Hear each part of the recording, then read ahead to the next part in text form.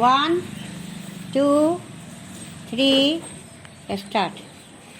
सभापति महोदय, राष्ट्रपति जी के अभिभाषण पर जो धन्यवाद का प्रस्ताव सदन के सामने प्रस्तुत है, उसका समर्थन करने के लिए मैं खड़ा हुआ हूँ।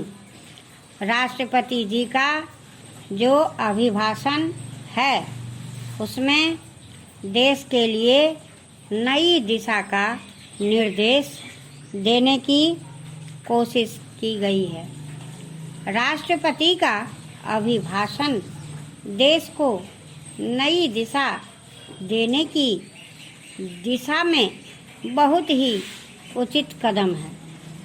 पहला है समाज का अत्यंत गरीब वर्ग, जिसे हरिजन और आदिवासी कहते हैं, उसकी आर्थिक दशा सुधारने के लिए पूरी कोशिश की गई है। दूसरा है महंगाई रोकने के लिए ठोस कदम का उठाना। और तीसरा है जनता पार्टी की पैदा की गई स्थितियों को पूर्ण रूप से समाप्त कर शांति स्थापित करना। चौथा है आर्थिक स्थिति को मजबूत करना। पांचवां है किसानों की हालत सुधारने के लिए योजना बनाना। और छठा है नेहरू जी की विदेश नीति का अनुसरण।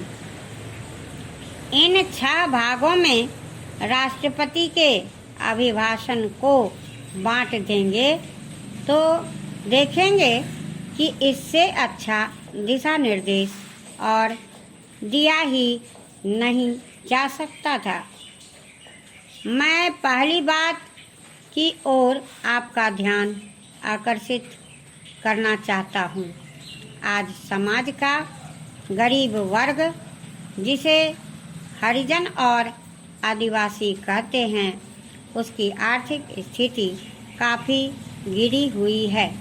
आज आप उस गांव में जाएं, जहां हरिजन और आदिवासी रहते हैं, तो उसकी आर्थिक दशा और उनका रहन सहन देखकर आप यह महसूस करेंगे कि यह तो आदमी के रहने के घर नहीं है, बल्कि पशु के रहने का घर है।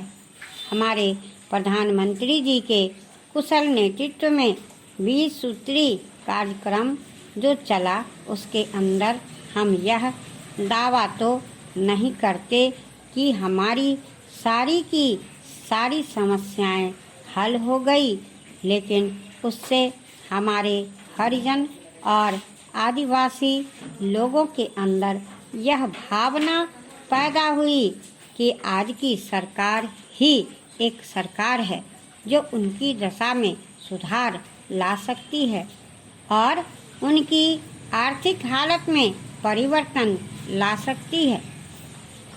मैं इस संबंध में कुछ सुझाव भी आपके सामने रखना चाहता हूँ। आप जानते हैं कि 20 सूत्री कार्यक्रम के अंतर्गत हरिजन और आदिवासी को कुछ जमीन दी गई थी, परंतु लोकदल तथा अन्य सरकार के ज़माने में उनकी वह जमीन जो उनसे छीन ली गई थी, उनको फिर से उस पर बसाने की कोशिश की जाए।